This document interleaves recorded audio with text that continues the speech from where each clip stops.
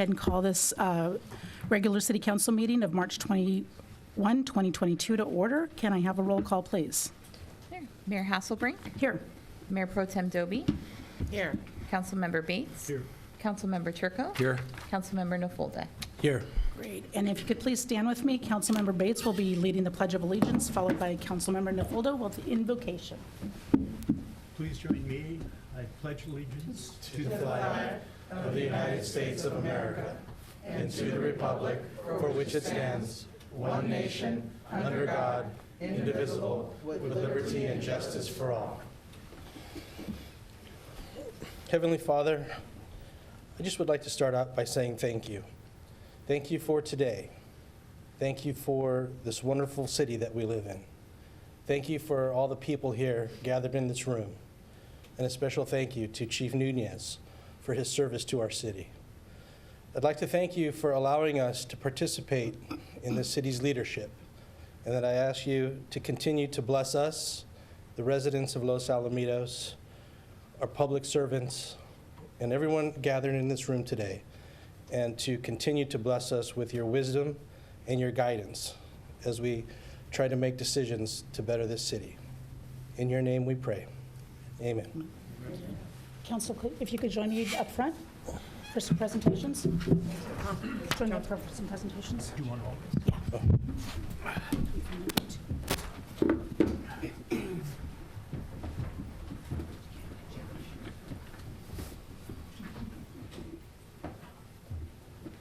Yeah.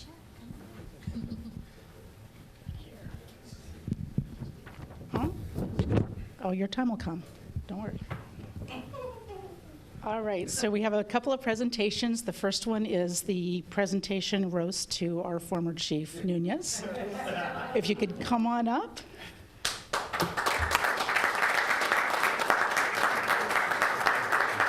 Yeah. Clean up all right. Yeah, not too bad. So we have some presentations from our outside agencies and partners, and then we also have some items for you. Is Assemblyman Wynn here? Haven't seen her. Okay. Louis Perez from Tom Umberg's office.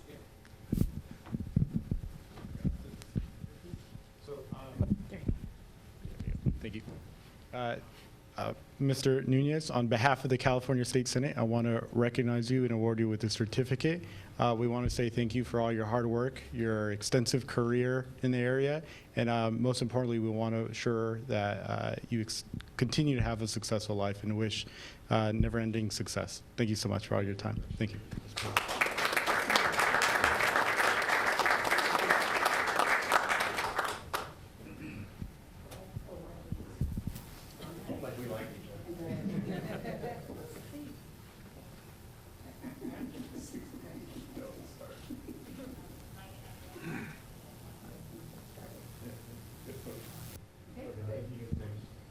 All right, and next is Colonel Lawler from the Joint Forces Training Base.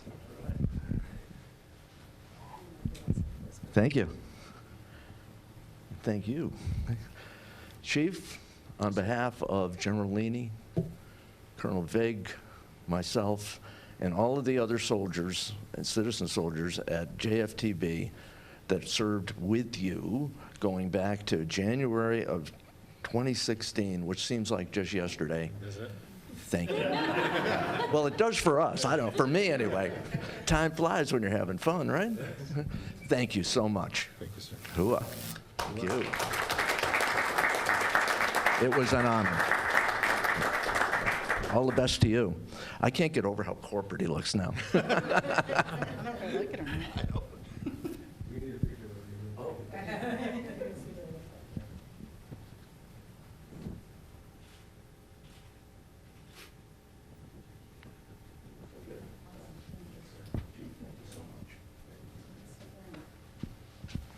And next is Dr. Andrew Pulver, our our school district superintendent, and Diana Hill, our board president.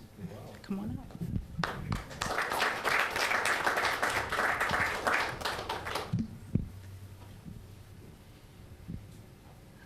do we call you former chief? Is that what we do now? I think Mr. Nunez. Kind of like that. That was good. Well, thank you very much from the bottom of our heart, from the whole board and the whole district for all you did in supporting the schools, in supporting the safety of our students. I can remember two things. One, how you came out with our Griffin football players and had such a great impact on them. And then also when we had a protest at our school, you didn't just come out and protect our students and protect the citizens, you came out and talked to the citizens, to the students, and talked to them about what they were doing. And that was such an amazing example. So you're going to be missed here, and we just really appreciate all that you've done. Thank you very much.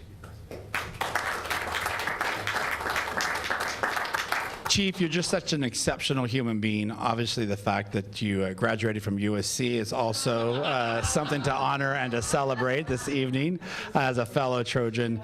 But really, just the extreme partnership. We are blessed to be in a community to have the partnership and support of the city of Los Alamitos and the finest police force here to continue to. One of the things that our parents care most deeply about, and I think all of us, is about public safety, to ensuring that our students are safe on our campuses. And the level of involvement, the hands-on approach that you've had, your entire police department's always made themselves accessible to us. It just is something that I've never seen, and it makes me be fortunate to be part of a small community where you can really be nimble and respond. Being able to have your cell phone number to be able to contact you when situations come up, whether it's 11 o'clock at night or a Saturday at 1 o'clock in the afternoon. You're just always approachable and calm and give us such strength no matter what situation we face. So, and as Diana already shared about, what was my recollection too, is seeing our chief of police on our Griffin football field on the early days was just exceptional. So thank you for being such a wonderful partner with the school district and for all that you do. We're going to miss you, and we love you, and fight on.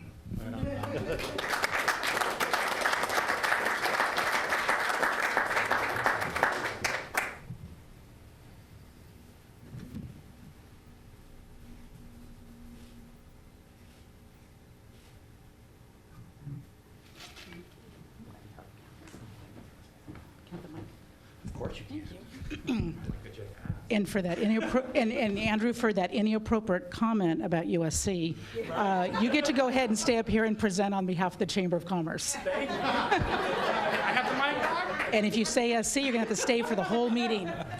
SC was only for, well, I guess I just said it again, huh? So I'm surprised you're giving me the mic twice tonight, but I do thank you for that. As a member of the board of under directors of the Chamber of Commerce for the city of Los Alamitos, on behalf of our president, Nisi Stewart, and myself and our entire board, we just want to also recognize the service that you have provided to this community. For a business community and nonprofit community, what we really care about is safe streets, that our businesses are going to be able to operate with public safety in mind. And the response time of this police force is second to none as well. And so we just want to thank you for your service to the business community and our nonprofit community. On behalf of our chamber, congratulations. We wish you nothing but the best in your retirement. Thank you.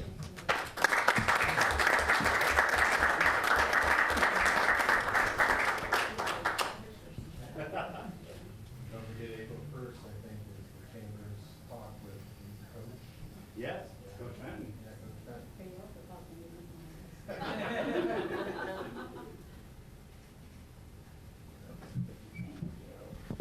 And now we have George Boutros from Assemblyman Janet Wynn's office. Thank you. Good to see you, Chief. I'm here on behalf of Assemblymember Janet Wynn's office, and oh, thank you. Appreciate it. And unfortunately, this assembly member couldn't make it because she is in Sacramento. She would have loved to have been here for today and to present this to you.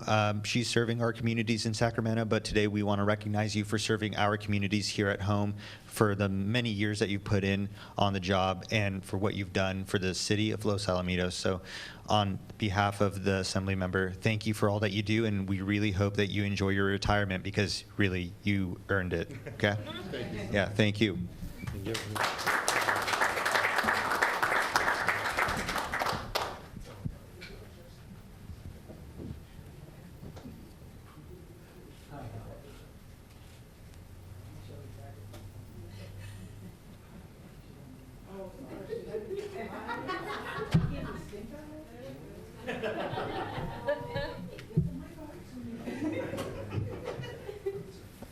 Okay, next we have Chief Lewis representing Cal Chiefs.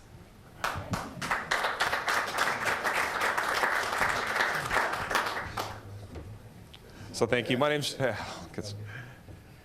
I guess he's not working anymore, so I can't really say anything to keep him in line. So.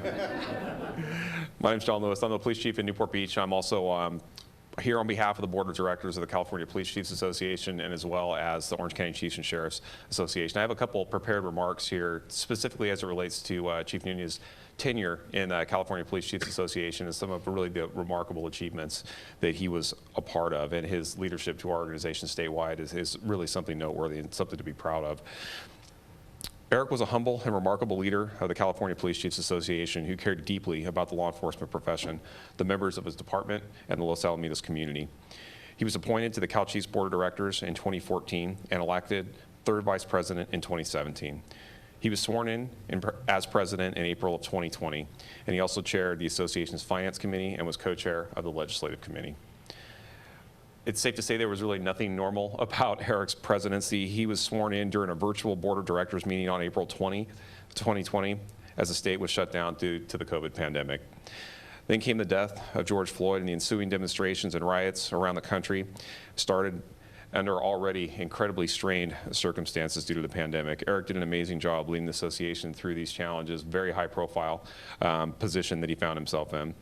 He presided over the association's first ever virtual annual training symposium later that year in September, and every board meeting during Eric's presidency, which ended in April of 2021, was attended virtually.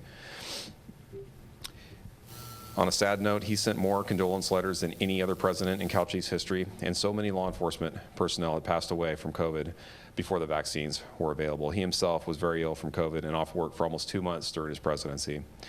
I think it's safe to say that Eric's a remarkable person, police chief and leader, and the Cal Chiefs was honored and grateful to have him lead our association during an incredibly difficult time. So on behalf of all of us at Cal Chiefs and also Orange County Chiefs and Sheriffs Association, which Eric also was involved in numerous committees for the many years that he served as a police chief in La Palma and in Los Alamitos, and also served as the president of the Orange County Chiefs and Sheriffs Association. We're deeply grateful for your contributions to our profession. We wish you the best in retirement. Thank you.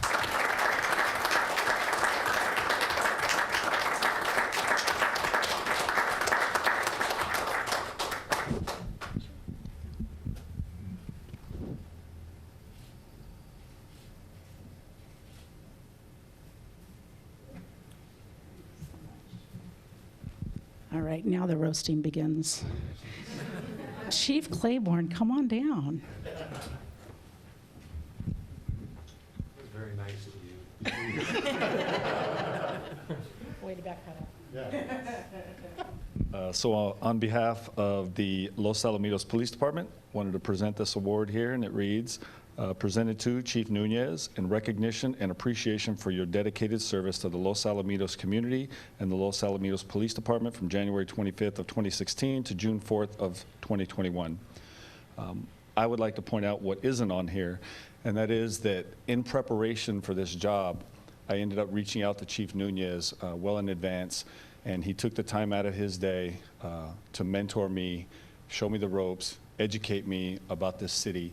And everything he said has proven to be true, that the people in this city are amazing, and he could not have been more spot on. And in my meetings that I have had with personnel in the department since the time that he has retired, they corroborated what I had already suspected about him. Other than his leadership skill, which clearly is on display here today, the one thing that each and every person has said is what an amazing human being that you are. And so this award is thanking you for your service, but I also want to thank you for being an amazing human being. So thank you, sir.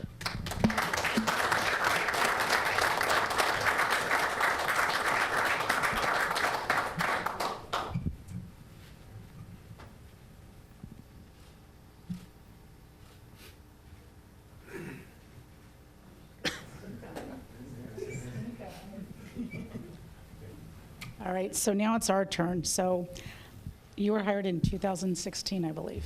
Yep, so a couple years into my tenure here. You've maneuvered us through a lot of situations over the past years, from protests and activism like we've never seen before.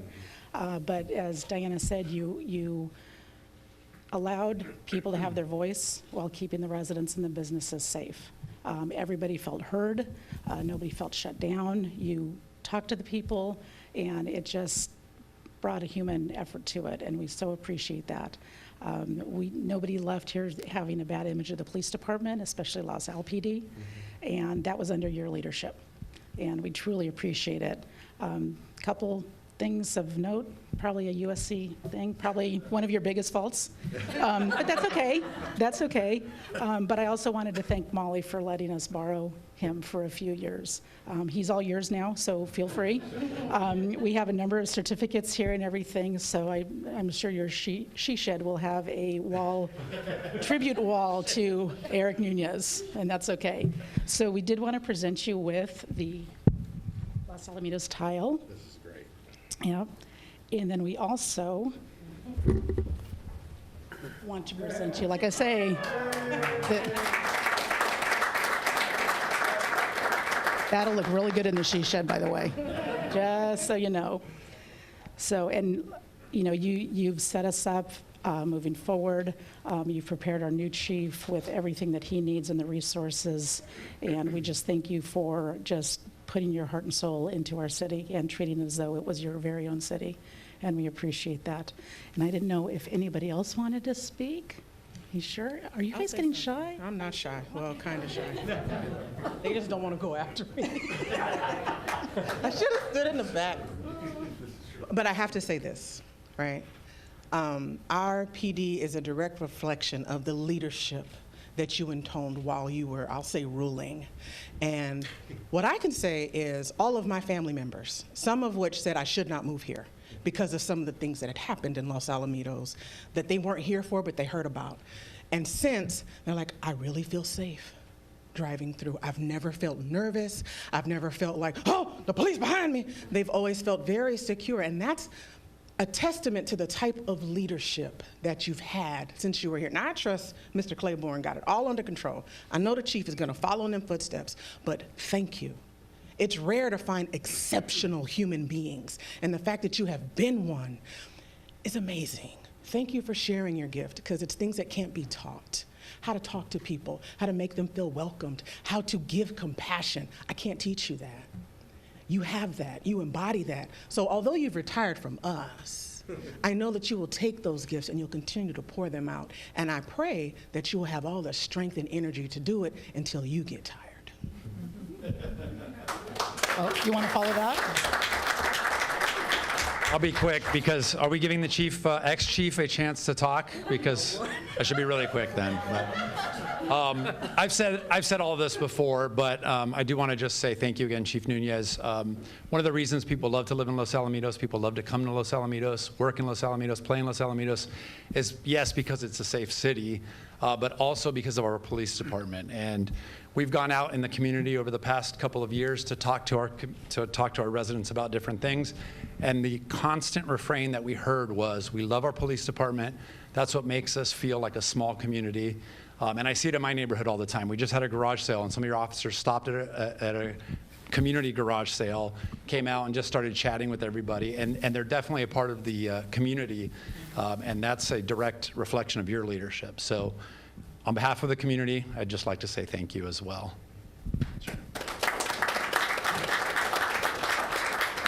Yeah, Chief Nunez, I'd just like to echo the sentiments of what everybody else is saying in the room. And just from a personal note, I was elected a little bit later in your tenure in November of 2020, and my first meeting was January of 2021. So in a sense, you were on your way out, but you've always been accessible to me.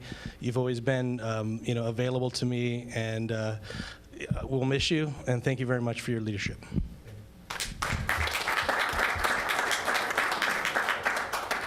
Chief, again, thank you for your leadership. I'll share something that maybe some of you aren't aware of. Before I got back on the council, I represented the cities on the California Massage Therapy Council, and I'm still on that group representing the cities of California. And I don't think the community probably realized the really effective job you did as chairman and president of the Police Chiefs Association, getting us involved to combat human trafficking and prostitution on a statewide basis. So I think all of us really thank you for that and for your involvement and leadership with the police chiefs to get them really focused on one of the major problems we face here in California. So thank you, Chief. Congratulations. All right, I'm going to give you the microphone, but we have a hard stop at 7 because we have a public hearing, okay? No, we need more presentations. Yeah, more. All right, then I'll make it quick. First time for everything, folks. First of all, I want to thank the City Council, all of you, and even the past members of the City Council have been so supportive of the police department. I know, when you have labor negotiations and those things go on, not everybody gets what they want, or those things happen. Usually they're always done fair, but everybody wants more, right? But I always told the guys at the department, I said, listen, you may not get exactly what you want, but the police department got what it wanted. And I go, the City Council's always supported the police department. Whatever I've asked for as a police chief, that we needed the resources, they've come across and they've delivered. So they love you guys, Believe it or not, that's the truth, and you just got to get over, these negotiation things. And this is what I've said ever since I was a chief over at La Palma. They were very supportive, but not like this council. This council is extraordinary. One is they're well educated. They're just so bright, and they come here with just the energy and the true dedication to the city of Los Alamitos. And with that, I have all the support staff of my city manager and our city attorney and all the directors that you see on the side over here. All of you, and one there taking pictures, giving us the stink eye. But all of you, and I've said this before, are phenomenal. In fact, this one was recognized this Saturday by Umberg for Senator Umberg for being one of the women leaders of our community, along with Captain O'Connell, and it was long overdue, I would say, because they are truly strong leaders, and this is the kind of leadership you have within this community. Even tonight, right after this, I know we have our West Cities Communications are going to be honored tonight and recognized. And this is the way we do things here in this city. I told Michael, Chief Claiborne, before he came on as chief, when we were talking, I said, I know you live here. I go, but it's a totally different thing when you're working. You're going to see the synergy that happens in this community, and you're going to see that everyone in this room, that's not sitting necessarily in the audience except for our school district here, are all here, trying to do something great for the city. They're dedicated toward that, and that's why I said including our school district, and we all work together. And I've loved the relationship with Dr. Pulver and the board. It's been great. And the military base is one of the reasons why I wanted to come here. I have a great fondness for the military for a lot of historical reasons, and I was embraced, and we've had a little with the JAG over there a couple times about things, but other than that, other than the lawyers, it's been really good. But yeah, two right here, right? But they're the white hat lawyers, But anyways, it like you said, Mayor, it was January of 2016. And it feels like like a blink of an eye and it's passed. And I could say the same thing about the 30-plus years that I've worked in law enforcement. It's been fantastic, and having friends like this show up. John, I was going to ask him about this, if he could do it, and I didn't. I said, no, I'm not going to ask him for another favor. I've asked too many favors of this guy. And then I see him at the door, and this is great having you here. And I think the mayor had mentioned this first by thanking Molly, my wife, for lending me the last 6 years, 7 years or so for the community. But that I have to thank my wife personally, because she's my rock, and she doesn't have a she shed. Yeah, it's a little she shed. Say that 5 times fast. Yeah, but she owns the whole house, so it doesn't matter. Yeah, That's fair. And at least this is proof that I was actually doing something when I was leaving the house, because I don't know what you thought about my job, but I'll tell you, I love you very much for all your support, and through all, when I started my career, I started in the LA riots, right? And I almost ended it the same way with the kind of things that were going on towards the end, And a lot of all of that stuff, what it really comes down to is just people, understanding that it's not about, it's emotional intelligence, but it's really just understanding that people are just people. And I used to tell our officers that, I said, treat people as if you were pulling over your mom or your sister. How would you want that officer to treat them? If, and I said, and this is for our fire chief over there, I said, the only time we get to be firefighters is during car accidents, because usually we just sit there and help people and try to, organize the chaos that's going on instead of arresting somebody, instead of doing all this other stuff, right? I said, you should really embrace traffic accidents and do the best job possible, because you really do have a positive impact on people's life. But that's true about every contact that cops make, because most people don't have any contact with police officers throughout their entire life. And if they do, it's for one of two reasons usually. It's because they have they got pulled over for a traffic violation or an accident, or they're a victim of a crime, when you think about it that way.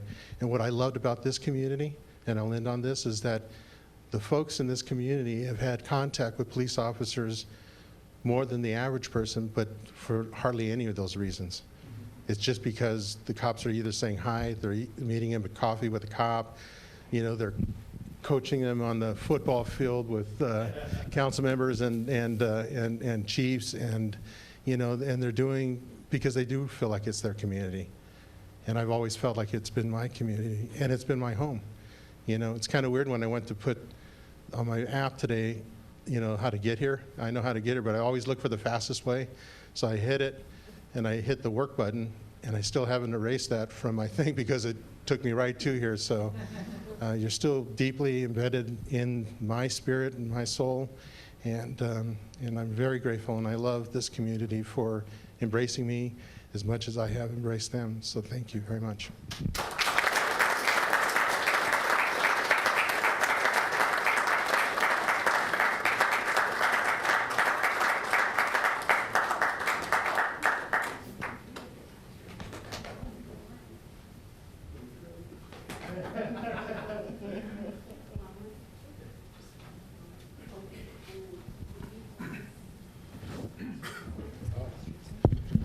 Usually my wife it's her way or the highway, but she said she was the chief, right?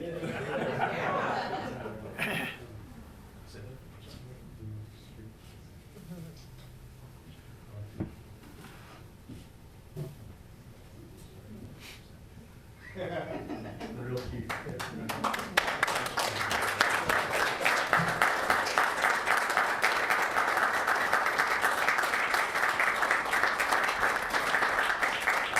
And I'm sure you'll be back for a visit, hopefully soon or before USC wins the Rose Bowl again.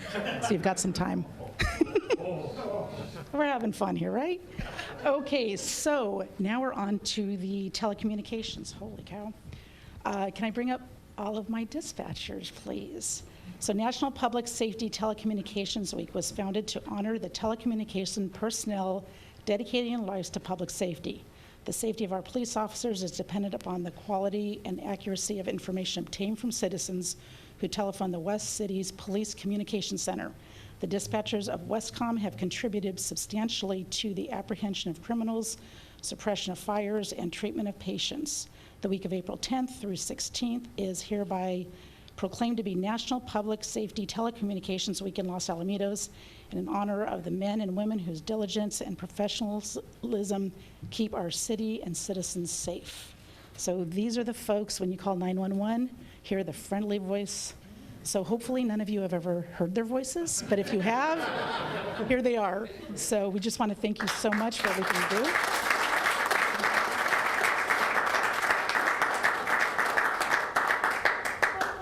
I don't don't have to have the mic, though. No. But on behalf of all of our council and the city of Los Alamitos and everyone else that you tirelessly serve, thank you. I hand it to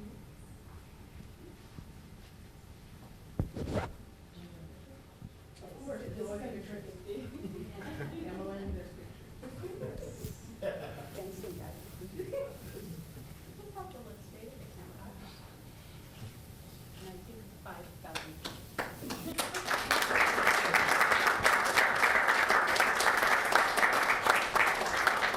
All right, so our last presentation is, we did a thing, Orange County-wide. A couple months ago, we were in support of the Orange County Veterans Cemetery. We don't have one here. It's been held up in political gamemanship for years and years and years. And we finally got together as a county and found a site in Anaheim Hills, Gypsum Canyon. And a couple months ago, we did a groundbreaking where every city was represented and every board of supervisor was represented there. And we did a groundbreaking. So I wanted to provide that update, but I also wanted to present the base and then also the American Legion, but I don't believe they're here.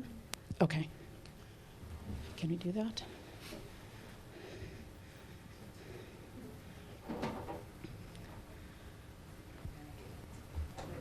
Guys. So we wanted to present the base with one of the shovels that was up there. I dug a hole with this, and it's probably the last time I'll ever dig a hole with a shovel again, but I did it for our veterans. So our veterans will now have a place, their final resting place in the county. Right now, the closest cemetery is in Riverside. So for all those veterans still hanging on, we found you a home. So Colonel Lawler, we would just like to present this to Joint Forces Training Base.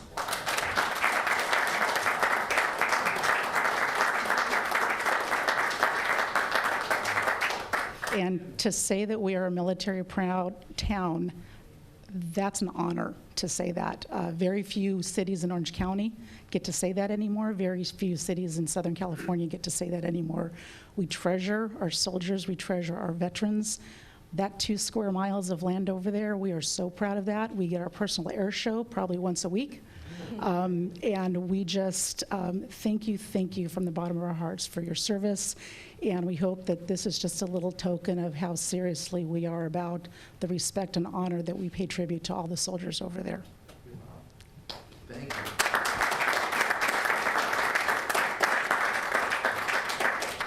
Wow.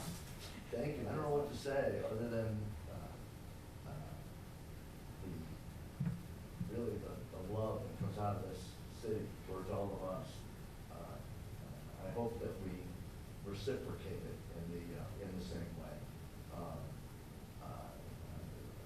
I've been at Los Al now for 8 years, and including the entire tenure of Chief Nunez and yourself. And it's been so special for all of us in uniform to be able to go out through the city, wherever we go, whether it's a restaurant or it's on the street. And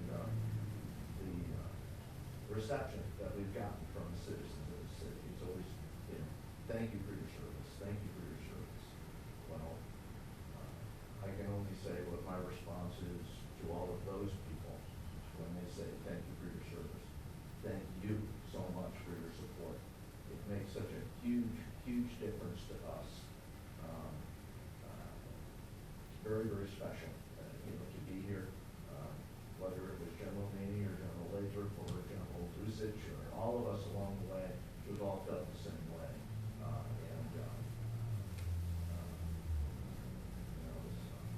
don't know what else I can say other than thank you on behalf of all of the citizen soldiers that come through that gate every day, every month, every year. For them, it's all about duty, honor, country. And this city, everybody in this dais up here, of course, Chief Nunez, all of you, I know you feel the same way. It's all duty, honor, country. It's not what we take, it's what we give back. And thank you again so much. We really appreciate it. How am I going to get this in the car? They didn't tell you to bring the Humvee? They didn't tell you to bring the Humvee? They didn't tell you to bring the Humvee? Put that in there? Yeah, bad on that. didn't. I'll fit it in there. Chief Flavor, if you see some guy walking along the street holding a shovel. But thank you. Thanks, everybody.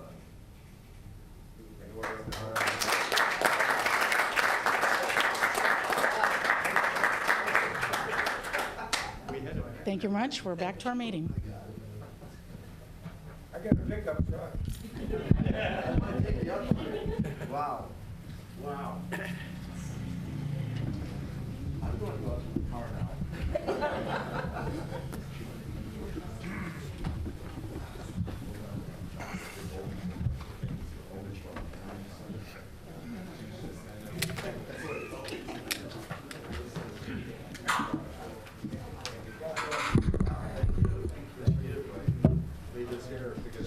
How do you want to do it?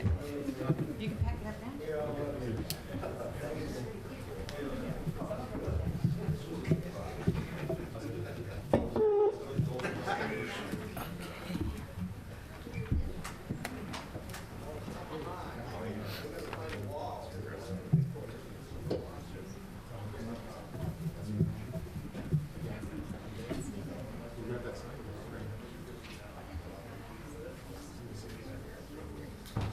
No worries.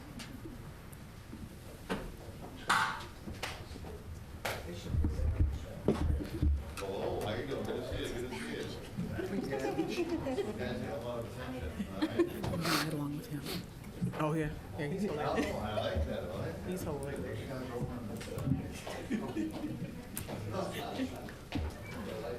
This is what I really If it's a USC thing, okay. I'll do that. If it's a USC thing, you're both going to have to leave. Yeah.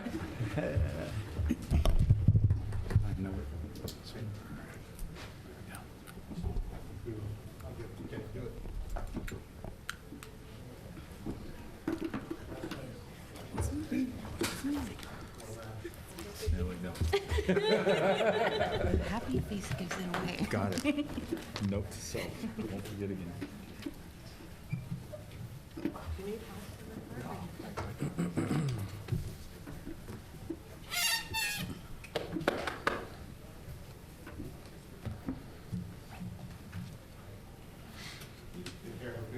Bye-bye. Okay, now we're on to oral communications. At this time, any individual in the audience may come forward to speak on any item within the subject matter jurisdiction of the City Council. Remarks are to be limited to not more than 5 minutes per speaker. Do we have any public comments? You're here for the public hearing? Okay, perfect. Okay, so we'll bring it back to council announcements. Councilmember Churko. Sure. So this month I was lucky enough to attend the soft opening of a new business in Los Alamitos, Borscht Deli on Los Alamitos Boulevard and Catella. The food was amazing. It's an interesting time to open a restaurant that has Ukrainian and Russian food, but it was really good, and it was opened by George, our good friend from the POA. So hopefully that'll open up soon. I know it's tough to get employees nowadays for a new business, but we're hoping that'll be open soon. Also had the chance to attend Good Morning Los Alamitos with the city manager, a wonderful new event that I know a lot of businesses and residents attended, and it was very well attended, actually. Again, with good food, good information from all the different departments about what's going on in the city of Los Alamitos. So when is the next one of those going to happen? Is it going to be every 6 months or so? City manager? That is currently the plan, sir. Okay, okay, thank you. So we'll advertise for that again the next time that comes around. Also attended the first meeting of the Los Alamitos Community Foundation along with Mayor Hasselbrink. That was a good first meeting. We got some of the initial paperwork set out for the new community foundation that will be used in part to raise funds for the community of Los Alamitos, and so I'm looking forward to that. I think we're going to have meetings once a month, second Monday of each month here, and the public can attend that should they so choose. Just except for April. April will be April April will be April 12th. Okay, otherwise it'll be the second Monday of each month at about 6 p.m. here in the chambers. I think I ended up, you ended up as the treasurer, Mayor Hasselbrink, and I think I ended up as the secretary for that foundation. So Your shorthand is better than mine. well, yeah, maybe. So I'm looking forward to that and getting some good work done there. And then finally, this past weekend, I attended the Weekend of Art very briefly. As it is every year, it's got some amazing art. You know, any of the kids that submit art have more artistic ability in one pinky than I do in my entire body. So I'm always really impressed by what they do. That's a great event, as always. So thank you. All right. Councilmember Bates. Sure. Along with Mark, I also attended the art show on Saturday, and there was no place to park. I couldn't believe how crowded it was, with parents bringing their kids to show off the art, and then the playground in back was just stacked with people. So it was, and the kids playing on the equipment and that, it was really a nice event. I'm glad it was so successful. I also attended the ribbon cutting for Lexington Park, which is just outside the city limit in Cypress. And I hope some of our residents will take advantage of the park. I still am a little concerned about the traffic impacts on Cerritos with all the new development, but the park itself is well designed. There's areas there for the kids to play on. It's quite a nice facility. The major soccer field there is tournament quality, very high quality. I had the privilege of with the mayor of attending the Precious Life Shelter dinner and with the chief. It was very nicely done at the Reef over in Long Beach, and I think they did real well on raising funds for the shelter. So that all worked well. Lastly, and I'll make this brief, I'll just say that the Sanitation District is a very complex operation. Seems to be very well run. Their budget's in balance right now. When you picture this, that one sanitation district has a budget of almost $500 million a year.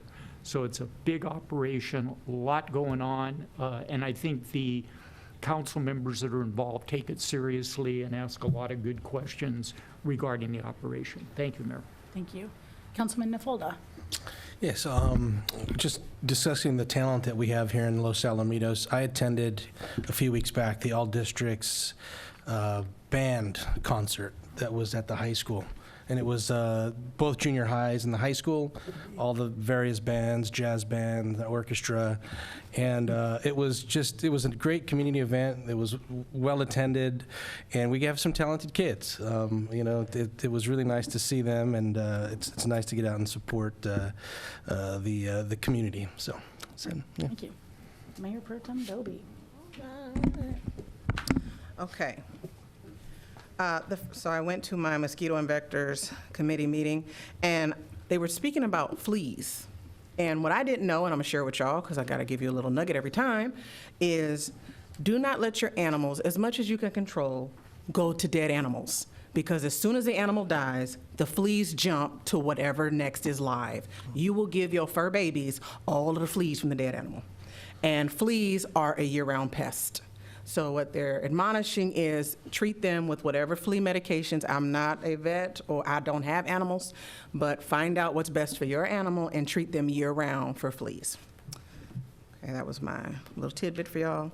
And then I also attended my Human Relations Committee meetings, and I had the distinct honor of welcoming our beautiful group to the first ever Good Morning Los Al. There were so many people there. I was very impressed. I was very pleased. I think they did an exceptional job. There were new businesses. I met a dance studio that should be coming, I think, beginning of May, they said, but they were just coming to test the waters, and they were very impressed by our hospitality and how kind we were. So good job, Los Al. I also had the privilege of swearing in our current Chamber of Commerce board and their trustees at our last chamber meeting, where our own Chief Claiborne was a keynote speaker, and he did an exceptional job. Stayed right on task and everything. Had us giggling for moments. I also attended the Weekend of Art. I went on Friday, and this time, because I got to pick, I judged adult art. because every other time they'd give me the kid art. And y'all, there's nothing quite as difficult as trying to judge a baby's art piece. So I did not do it this year, but there was some amazing artwork. Like Mayor was showing me, there was one piece, the girl, she had to be like in 4th grade, but she did a piece where she was interacting and showing how she could care for the environment, and she drew a picture of a homeless man. And she even wrote the word near, saying like, I'm going close to him so that I can help him and still make him feel humane. And for like a 9-year-old to do that, it blew my whole mind. So these are the types of things, if you didn't go, that you missed. And then I also went to the Women of Distinction Awards, where 2 of our own were acknowledged. And we were so LaSalle proud. We made the senator a little nervous. He was like, y'all are too popular. I don't know. Any of y'all pull papers here? But it was so beautiful. Emmeline is, if y'all know her, take her to lunch. She'll tell you all about her brilliant ideas and how no one can tell her no. And then one of our captains, Captain O'Connell, right? She was also honored. So it was so great. I was very proud all weekend. I'm done. Thank you. All right. I did attend the Precious Life Gala with Councilmember Bates. That was wonderful. It felt like pre-COVID. We were at the Reef Restaurant in Long Beach, which was a great venue. Raised some good money. They want to build another permanent housing unit, because right now at the shelter, the moms can stay there until their babies are 2, and then they have to go out on their own. And what they're finding is they get embedded in this community for the first 2 years of the child's life. They get a job, they start going to school, and then they have to go find a place to live on their own, and they can't stay in this community. So Precious Life saw that need, has already built one permanent housing unit that houses a number of the girls, and they want to do another one as well. It's just a fabulous program, and it was just a great event. I did attend the LaSalle Foundation meeting. This first one was a little boring. It was getting over all the paperwork and everything. We had to establish the bylaws and, all the behind-the-scenes stuff. We did have 3 representatives there from the various districts, and I believe we have the commitment for the final 2.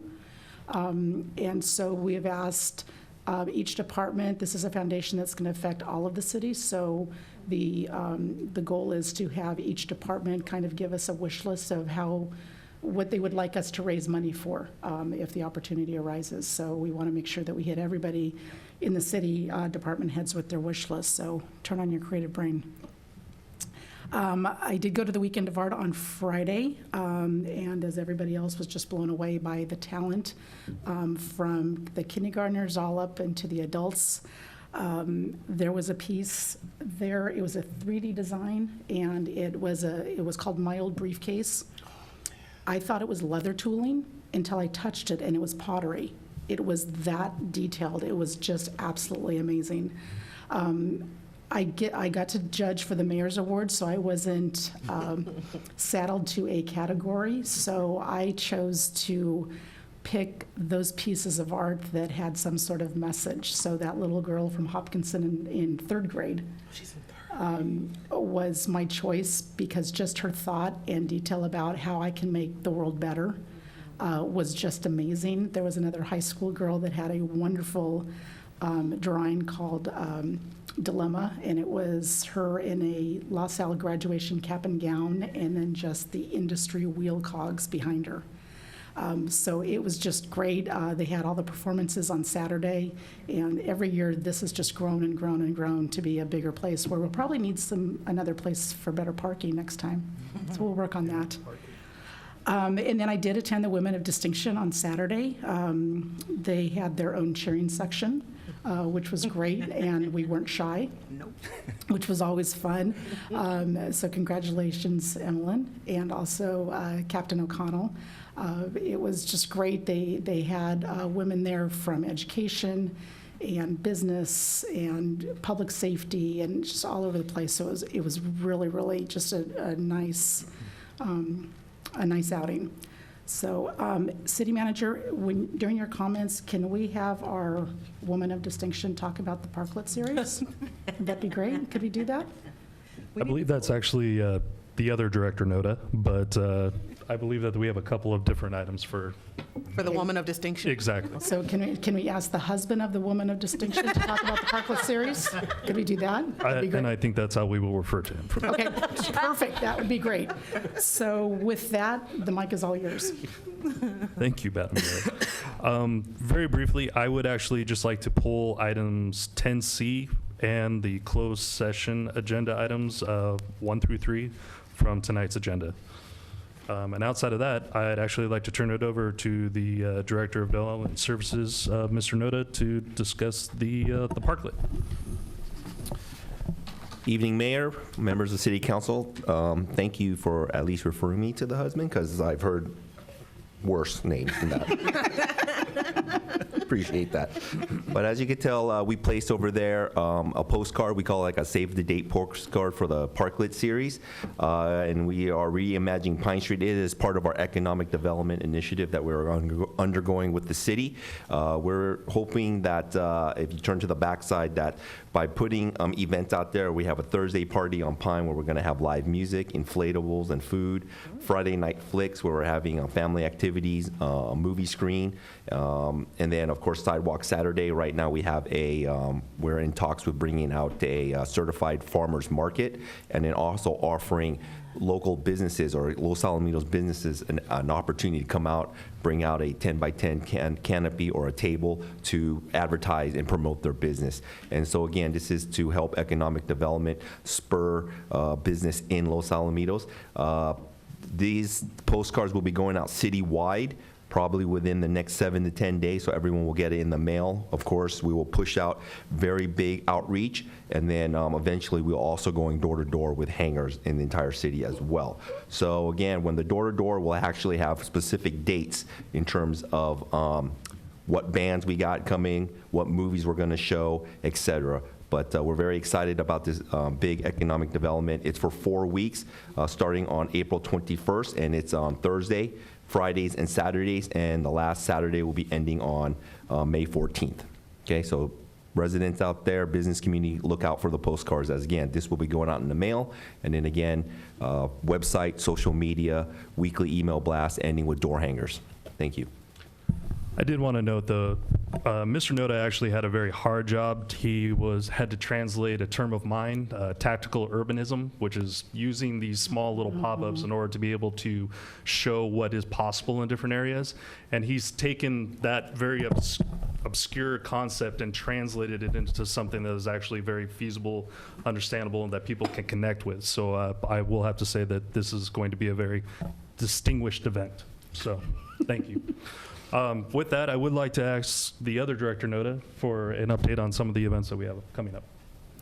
So I'm going to fast forward a little bit, but following Mr. Noda's events, and good evening, Mayor, members of the City Council, we're going to take a little break off the Parklet series, and then we're going to have a new expanded summer concert series sponsored by Memorial Care Miller Children's and Women's Hospital of Long Beach.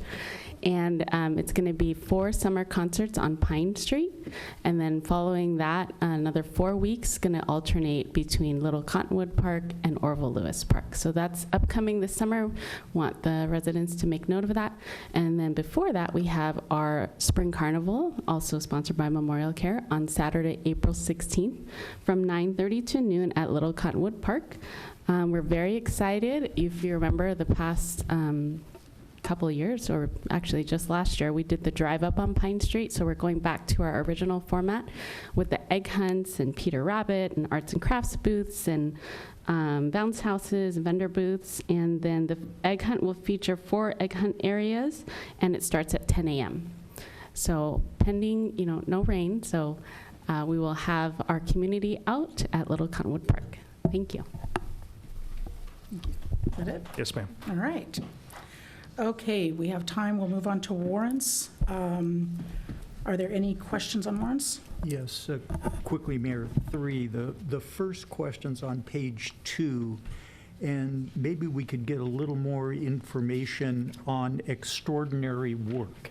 What is that? Of course, sir. Extraordinary work is a term that we're using to highlight anything that was outside the normal scope of the contract when it was originally written. When the contractors went out to the site to look at the work that needed to be done, there was a number of different things that needed to be upgraded. With regards to this item in particular, it had to do with resynchronizing a lot of the signal times, replacing damaged wiring that was found, testing each of these systems to ensure that they worked, and then also making sure that any of the pet alarms or pedestrian alarms that actually make noises as people move through or across the streets, those were actually working properly as well. So that is just additional work that we needed to do in order to make sure that everything was working properly. So maybe for an explanation, it could just be needed extra I think work. that's probably a fair word to use, sir. Thank you. Okay. On page 3, what's the property tax bill there? What's involved with that, the $1,300? That is actually the quarterly payment that we make to HDL, who is our sales tax and property tax consultants, for the work that they do to help us analyze where exactly the market is going long term. Got it.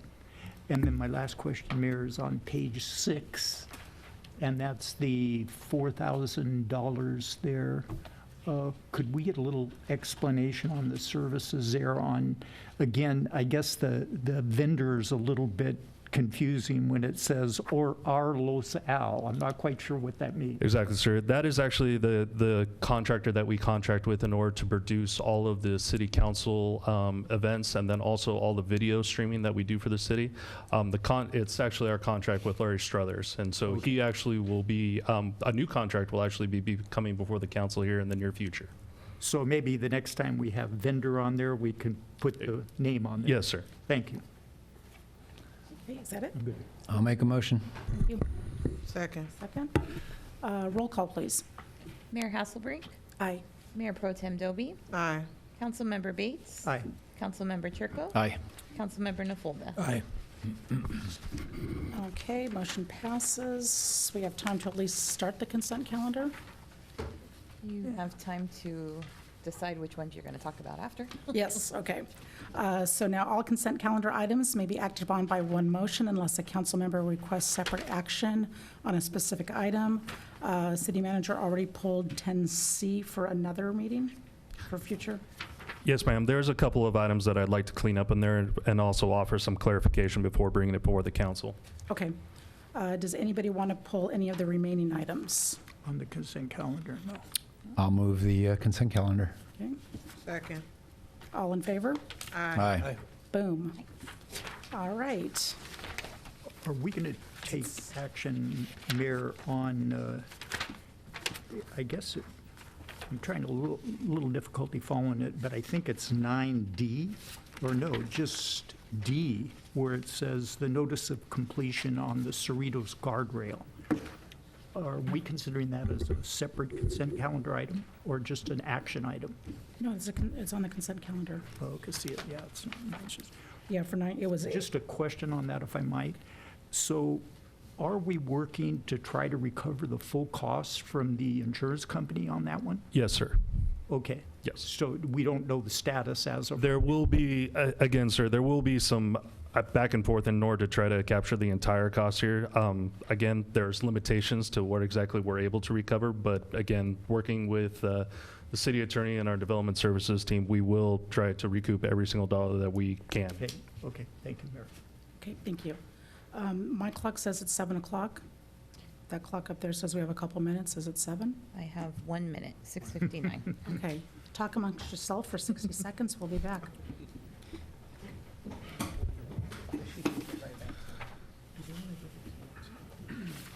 She said that he picked it up the first name, but gave it.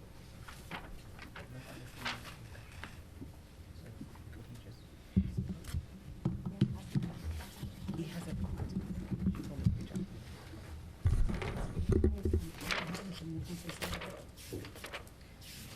I have 7 o'clock, Mayor. Okay, so we're now going to be starting the public hearing portion of the meeting. This is public hearing number 4 to receive input on the draft revised city council district boundaries and select a preferred district boundary map. So first order of business is we're going to open the public hearing to receive public input on district boundaries. So are you going to do, will you do a presentation first and then we'll open it up? We have a short presentation. Okay, perfect. Thanks.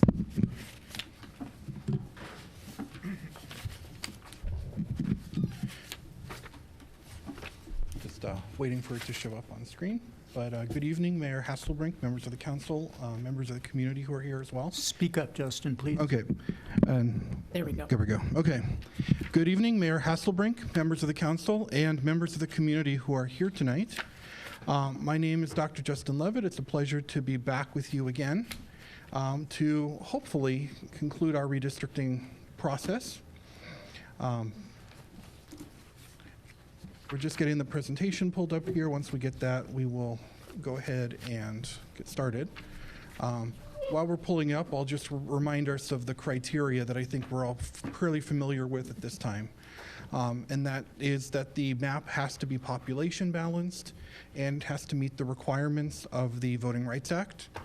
These are federal requirements that all jurisdictions must comply with. And then our Fair Maps Act criteria, contiguity is our first priority, then keeping communities of interest together as possible. And we'll talk about that specifically with Apartment Row. I will note that in all of our maps, no community other than Apartment Row is divided, and Apartment Row must be divided based on its population size. Then we have to concern ourselves with following major roads or major boundaries to the extent possible. And then compactness, which the law defines as not bypassing one group of people to get to a more distant group of people. Now, these criteria are rank ordered in this order of priority, and that's really important to understand because especially in dealing with the size of the population we are here in Los Alamitos, we often will see that we don't often find the block that we need at the right population in the right location, and we can't divide census blocks. So, All right, Justin, it does look like we are having some technical difficulties. Council, you each have a printed out presentation. If you wouldn't mind just following along with Justin. if we want, could we just pull up the interactive web viewer? That would be, okay. All right. I just wanted to highlight the maps for the stream as well, or at least for our audience. Do we have any extra copies we could give?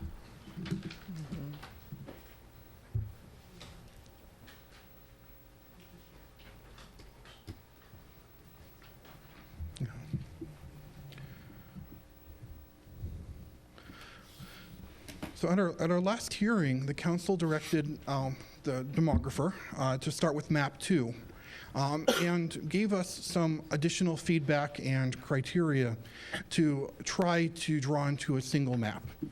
And in particular, we also, or in addition, I should say, not in particular, but in addition, we also heard from several members of the community in between our last meeting and this meeting about some of their preferences about how districts should be constructed as well. And so all of this led to the creation of Map 5, which is our new map that we have for you tonight. Now, what Map 5 does is it takes into account the directions and instructions given by the council at the last meeting. And so I'll just list off a few of the things that it does accomplish. First of all, it keeps District 1 identical to its current configuration. Second, it does not take District 2 below Green Street. So essentially just the northern tier of Apartment Row. Third, it makes sure that every district, including District 3, has a portion of Apartment Row and a portion of areas not in Apartment Row. And so what we've done is moved Old Dutch Haven and Suburbia back into District 3 as they currently are.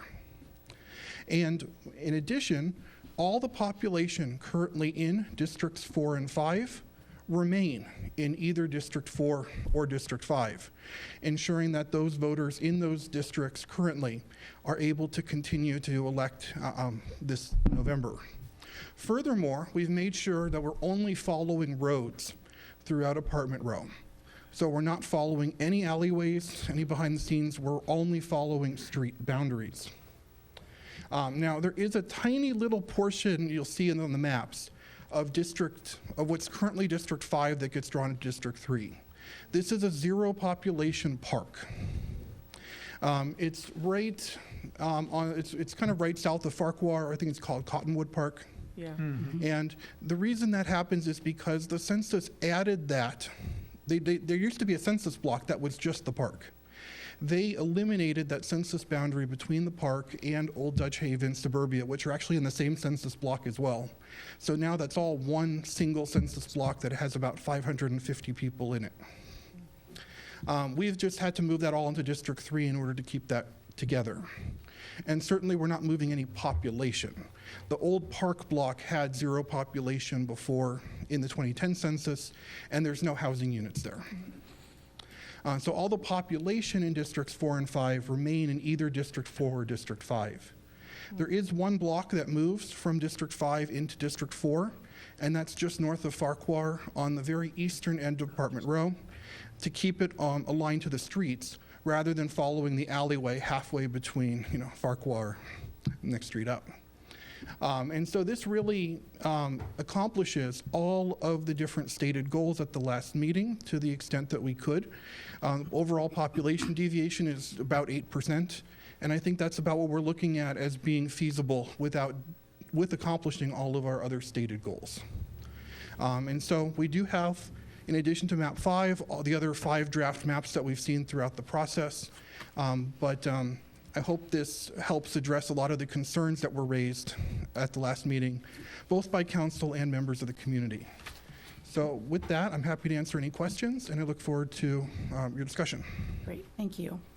At this time, we'll open up the public hearing to receive public input. We have some people in the audience. Come on up.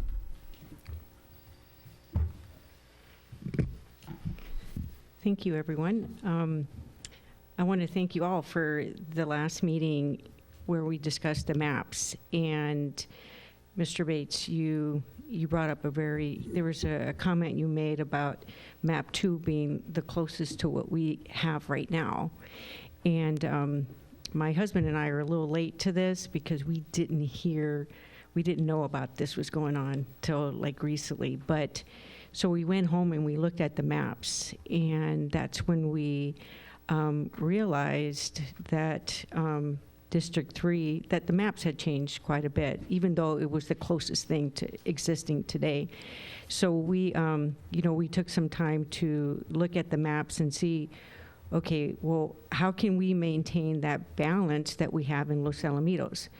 We are not all, homeowners. We're not all renters. We are pretty split. And I think as a community, having been here for 10 years, I think we kind of interact that way. We don't see ourselves as a Rossmore or something. We are a very diverse community.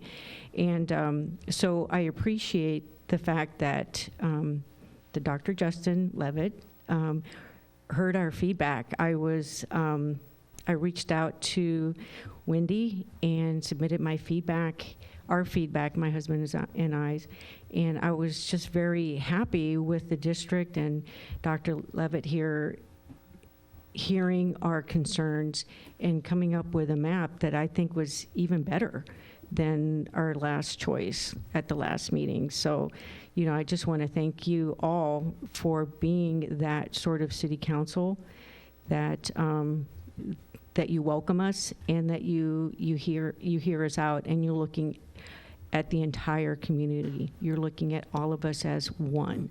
So I just wanted to come up and thank you all for that. Thank you. Thank you very much. And no, you're not late to the game. You've been to 3 of our 4 public meetings, so thank you for showing up.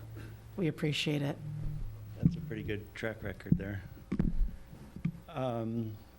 Hello, Council. My name is Joe Hasey. I live on Howard Avenue. Just like Maggie said, we were a little late to the game too, but we did get notice that this was all going on. And at the time, I saw that the city had gone through this already and that you picked a very good firm to do the work. So we didn't really get involved. When Maggie came to the last meeting, we had the same sort of concerns about the areas. And I just wanted to say, my wife reached out and sent an email, and I know it was after the date of input, but it was well received, timely manner getting back to us. Just the fact that you're putting this on again and considering the different maps, I think that's a great testament to you as a city council, us as a city. Not all cities and boards work like that. We go to a lot of other meetings around the county, and I have to say, I really appreciate the fact that you got back to my wife right away, got this, they did their job, got the map together, and we can discuss it now and hopefully make the best decision for the city. And I hope that you consider map 5. Thank you. Thank you. All right, any other public comment? All right, I'll bring it back to council for any comments. Councilmember Bates. I would like to thank the city manager and Justin for listening to what the council had to say. And I think putting a very appropriate map together. And I won't take a long time, but let me just run through a few points. One, I think we all realize that we're one community, whether we're in Apartment Row or we're in Greenbrook or we're in Carrier Row, we're really all part of one community. We're not big enough really to think about, oh my goodness, here, this is the line here and this is the line here. I think what I looked at when I looked at this thing is I try to look at it too from an elected person's point of view, and that is what I think all of us like is when an area is walkable and easy to access so you can walk and talk with people door to door. And as we know, one of the challenges in the Apartment Row area is it's difficult to get to a lot of the places that are fenced off, doors are closed, so you don't have good access. So one of the benefits, clear benefits of this fifth map is that each of us now, meaning all 5 council members, have parts of Apartment Row and parts of our district are walkable. And I think that's a big plus, where you can get out and interact with the residents. Secondly, I would make the point that we all have now a little bit of industrial in each of our areas, which I think is a plus. I would say that the other thing is this is fairly close to our last district maps. They're not too far off from what they were. And adding to that, I would say that one of the main points, too, is that especially for District 4 and District 5, which would be coming up for election in November, the districts are very close to what they were before. And so we're not going to be disenfranchising any people in November. And then the last part, and I think this is talking about District 3, is District 3 picks up some more area that's a little bit walkable in that district. So to me, this is, from all the maps I've seen, this is the fairest in treating all of us, in terms of how it works out, and it stays pretty consistent with what we have now. So that's my 2 cents, Madam Mayor. Great, thank you. Anybody else? No, good? I just want to, Okay, go I ahead. just want to echo that sentiment. And I do want to thank Dr. Levitt and the city manager for taking our input, because I think, given the last choice, which was map 2 or map 3, I think this significantly improves it, and I'm referencing map 5. I like the fact that District 3 maintains some single-family residents and maintains some commercial interests as well. So, yeah, I'm pleased, and it's, I think, the closest to what we have now, and under the circumstances, yeah, I'm pretty excited that we were able to develop this, so. Okay, great, thank you. And I just want to reiterate, going to districts was not our idea. When you get lawyers involved, sorry. So this was something that was forced on us, and we had to, after the census, we had to redo this. All this map is who shows up on your ballot. That's it. we are all committed, and I'll speak for all of us up here, we're all committed to serving any resident or business within this city, regardless of what district you live in. So please keep that in mind. It's only going to show up on a ballot, and the rest is business as usual as far as we're all concerned up here.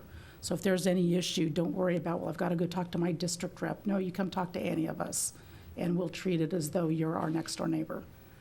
So with that, can I have a motion of selecting a preferred district boundary map? I'll make a motion for map 5. Okay. Second? Okay.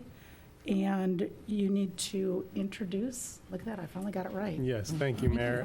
Before the City Council for introduction this evening is ordinance number 2022-01, entitled An Ordinance of the City Council of the City of Los Alamitos, California, adopting district maps for the City of Los Alamitos by district elections.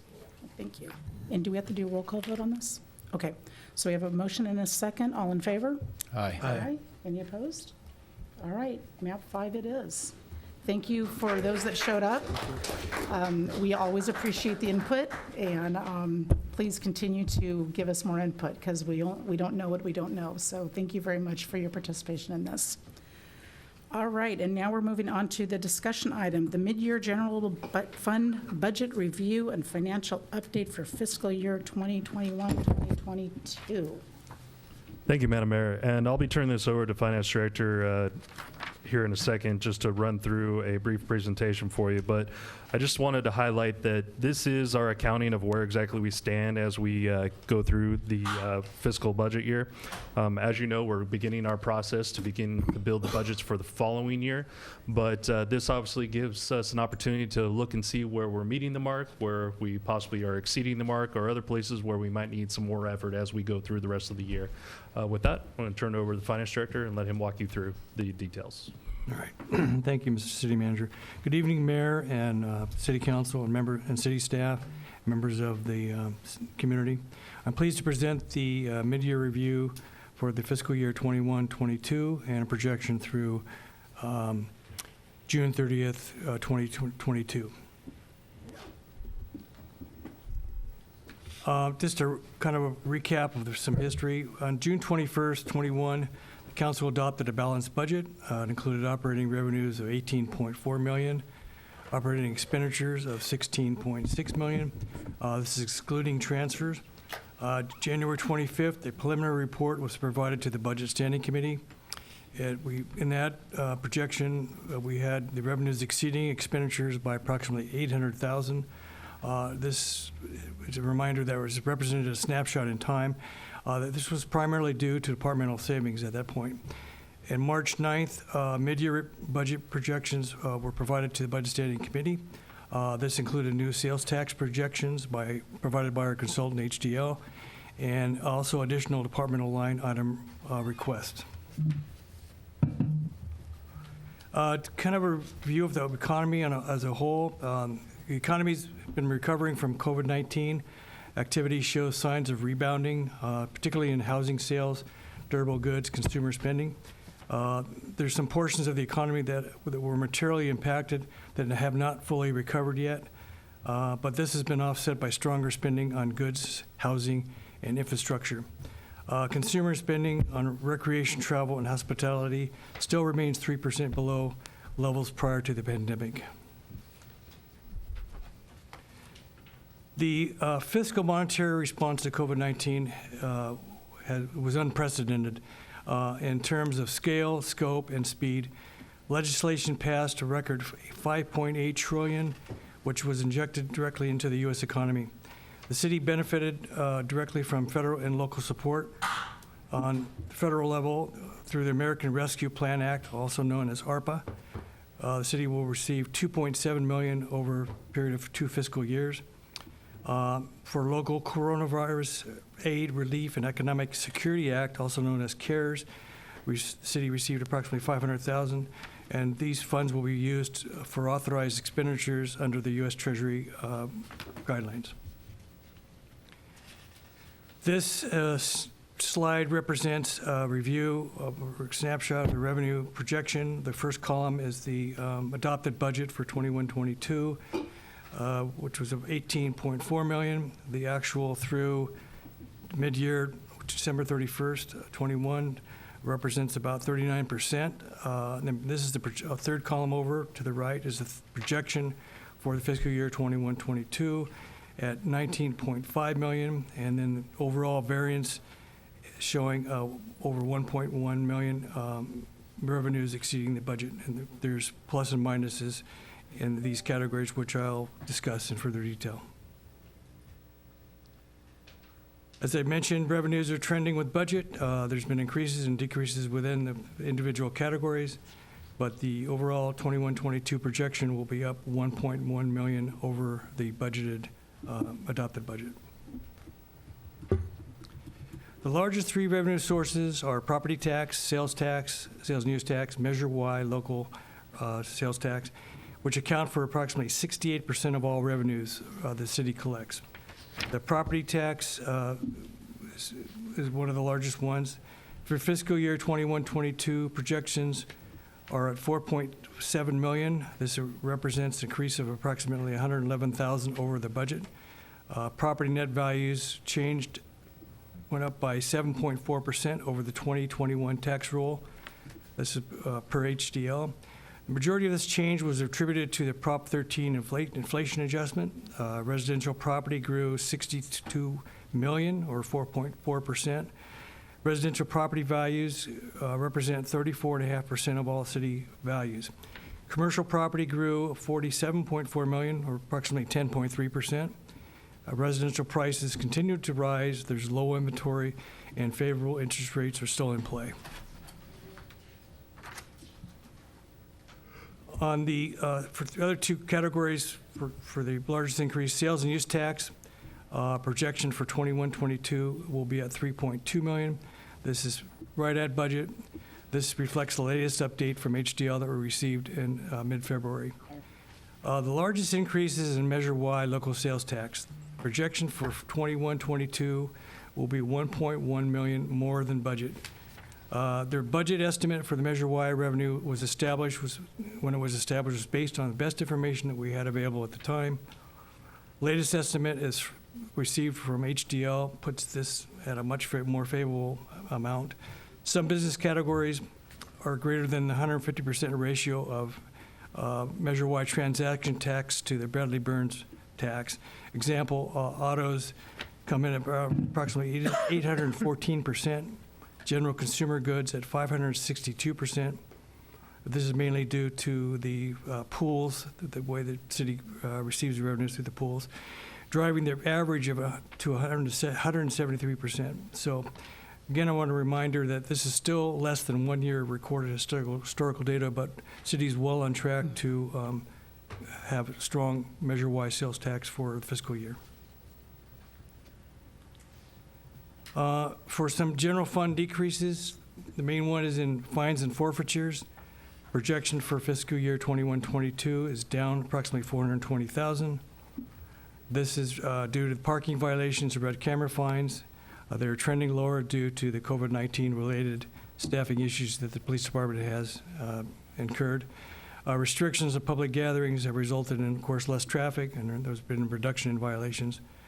They're optimistic that as mandates are lifted, they're anticipating an increase in activity and revenues should return to more normalized levels.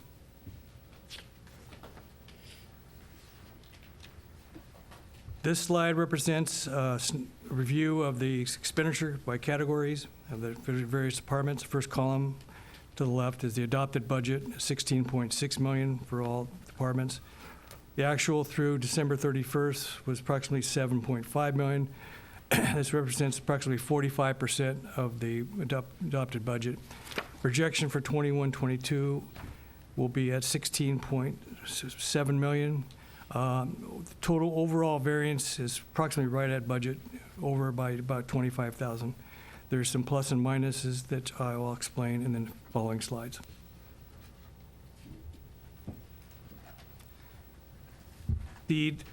Overall, the department expenditures have been trending to the budget. Three largest variances will be on police, development services, non-departmental. The police department will have a potential savings realized of approximately $500,000. This is due to the vacancies in unfilled positions in the youth and traffic divisions. Development services will be up about $283,000. This is due to higher materials and supplies and services for the 3 maintenance divisions. And then non-departmental, was higher Measure Y expenditures with the additional $275,000 that was awarded for street improvements.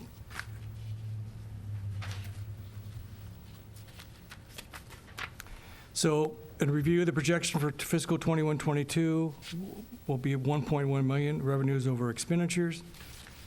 This is an estimate. It's not a perfect science, to remind the council. Many other factors should be considered: long-term effects of pandemic, inflation, market adjustments that may result, and the effects of the global unrest that's ongoing. Other considerations for discussion I wanted to bring forward tonight, the PERS unfunded liability, also known as UAL. A report of early paydown of the UAL was presented to council at the June 21st council meeting. We followed up with a report provided to the Budget Standing Committee on August 23rd. We also provided the Budget Standing Committee with a preview of the GovInvest pension model that the city now has possession of at the January 25th meeting. Early paydown is plausible. However, savings range depending on the level and methods of funding, including the use of the 115 trust. Further study is to be brought back to the Budget Standing Committee and to council. So again, the estimated surplus for fiscal year 21-22 will be 1.1 million before additional items. And this includes additional CIP needs, UAL pay down options, additional reserves for infrastructure like improvements, replacement set-asides, funding for additional parks, open space through general fund grants and ARPA funding, and other liability reserves such as PERS OPEB. So the option or the recommendation before you this evening is to receive and file the mid-year general fund budget review for fiscal year 21-22. And projection through June 30th, 2022. With that, I look forward to your questions. Great, thank you, Craig. I'll bring it back to council. Councilmember Bates. 2 questions, and I think one of them borders on a comment. If I look at the revenue projections, and certainly I'm not out to take advantage of anyone, but I look at fines and forfeitures. I take half of that, $738,000, so it's about $375,000 a 6-month period that we should be bringing in. And I add that to the $141,000 that's already there, and I'm coming up way short. And my question is simply this: do we have other options in terms of contracting for additional help to use? What are our other options to see if we can get that revenue back to where it ordinarily is, rather than taking the big hit that you've got here? And I understand we took a big hit for the first 6 months, but how about this next 6 months? What's the thinking, and how are we going to handle that? Yes, sir. I believe that both Chief Claiborne and myself have had a couple of conversations about ensuring that we have proper staffing levels within each one of the departments. And so I think that between the two of us, we've basically have established a plan as to ensure that we can capture the revenue that is actually there going forward. And so I think that we've addressed this issue so that it won't actually be something that reoccurs going forward. And are we considering, if need be, if we can't meet the level, we would contract? Definitely. That actually, and that's something that we actually started to look at applying in different areas in the city, where we might be able to capture some salary savings by actually looking at contract options. Okay. And then I'll again have to give credit to Director Noda, his ability to actually look and see where exactly we might be able to save money by shifting some of the duties to other places, and then taking those singular things that we can go out and contract for at a lesser cost and then implementing them quickly. So I think that we've addressed this going forward, but as you can see, obviously there is a large hit when we are not collecting fines properly. Got it. And I also think it's not just primarily staffing shortages. It's, I know for a long time we turned off parking tickets because everybody was home. This is true as well, yes. Right, and now so many people working remotely, so we don't have the leadfoots, going down the streets. They're now working from home. So I think it's not just all staffing shortages. That is correct. And I do want to say that we've actually had, and I'll have to give him credit, Chief Claiborne and I actually discussed this very item earlier today at around 2:30. And the ideas that I think are being looked at now in terms of how exactly we deploy our people to ensure that we're getting the maximum benefit to the community is something that both he and I are committed to. And that does mean that there will be a reordering of some of our operations as we go forward. And that's just really, just because we've done it this way in the past, doesn't mean that we have to keep doing it this way. And we do need street sweeping. That is correct. Thank you. Right. Second question, Okay. Madam Mayor. On the expenditures, could you give a little bit of explanation? I understand development services and the fact that we are doing more work there and more contracting, but the non-departmental, what's involved in that $327,000, and how does that fit into the overall budget? What departments are involved? Yes, sir. And so I think that probably the easiest way to look at this is the largest chunk of that money was $275,000 that the council had authorized for us to go out and do additional CIP projects. Right. And again, this gets back to the idea of trying to do or take advantage of when we think we have a cost or a contractor that's in place that can do some of the work. And if we can speed up the process of doing the work with the current pricing, we know that it's only going to cost more later on. And so by taking advantage of that, yes, it did increase the overall expenditures that went out this year. But in the long run, I think that you'll find that it did save us money, because if we had to go out and contract those projects separately, we would have had to did individual bid packages. We would have had to notice them, go out and fly them, which all has an associated cost. But then also the pricing is, like I said, only going up. A contract that last year would have cost us $100,000, this year is costing us $175,000. So as fast as we can get these projects out on the street, that's where we're trying to spend some of our time and our effort. And so the lion's share of that amount of the overage and the non-departmental did go to those additional CIP projects. Got it. And that relates to then the number above, which is also the 282,000?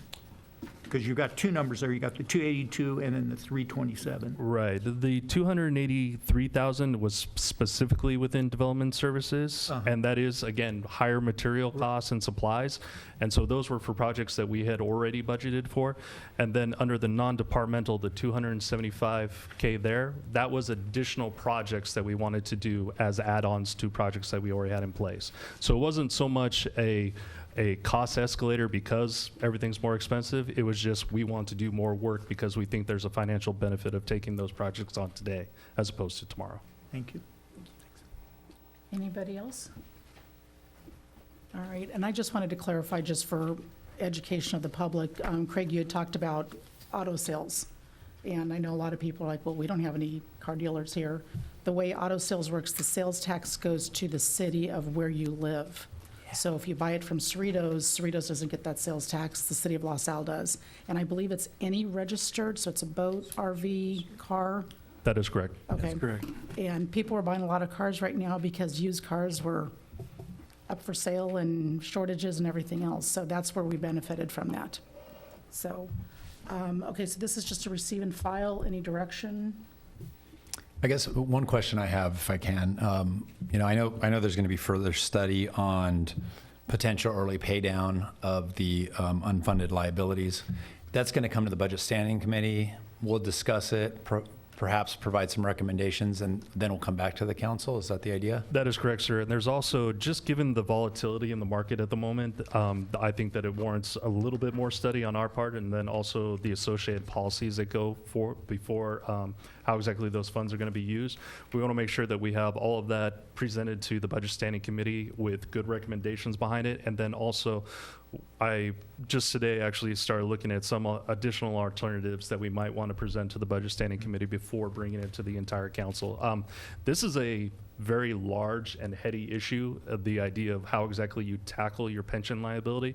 But the City Council, I think, has put the city in an incredible position where we actually have the ability to say, now's the time for us to look at these options to see what exactly the savings is that we can capture moving forward so that future councils do not have to struggle with this issue, that it's something that has been put to bed and that we can show the residents that, yes, we have taken all the steps necessary to try to whittle down that cost going forward. Yeah, and just for our colleagues on the council, it's, Mayor Hasselbrink and I are on the standing committee, and we find, there's this money that, obviously it's a great thing for the city to have a little bit extra money than anticipated, and we're just trying to find the proper balance between trying to pay down debt that we know we're going to have to pay as a city eventually, potentially saving some money there, but also making sure that we put money on the streets so that our residents get the services and the infrastructure and everything that they deserve and need, and frankly pay for as well. So it's a balance there. We'd love to pay off the debt immediately if we could, and we'd also love to fix every little thing in the city as well. But obviously we don't have unlimited funds, so it's something that we're going to have further discussions about and come back to the council on. If I could make one additional point. Thank you, Mark.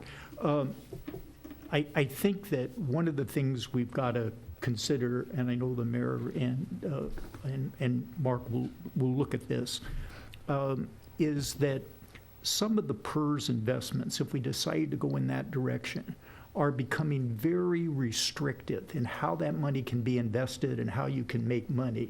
So you also need to weigh that. And I know you're looking at other alternatives that may have a little more flexibility on how the money's invested so the community can get better returns on that money. So I'm glad you're taking a look at that, and that may be one option we would want to go with rather than go with PERS, which is very limited in some of the, let's just say they've become very restrictive in what they can invest in, and I think that's costing a lot of cities in the long-term return that they're able to make. So thank you for looking at that. Right, and one of the things, with PERS, we don't get any say in what they invest in. My 401k, I get to go in and I get to, whether I know what I'm talking about or not, I get to choose how my money gets invested, where the city does not. None of the cities do. PERS is this black hole, and they invest money, and they come back and they tell us how good or bad they did, and then we just move on to the next year. So I think some of the options that we've been looking at give us more control about how we want to invest that same money. So, okay, with that, closed session is canceled. You're off the hook. And we'll go ahead and adjourn this meeting to Monday, April 11th, 2022 at 5:30. All right, meeting adjourned. Thank you. Thank you.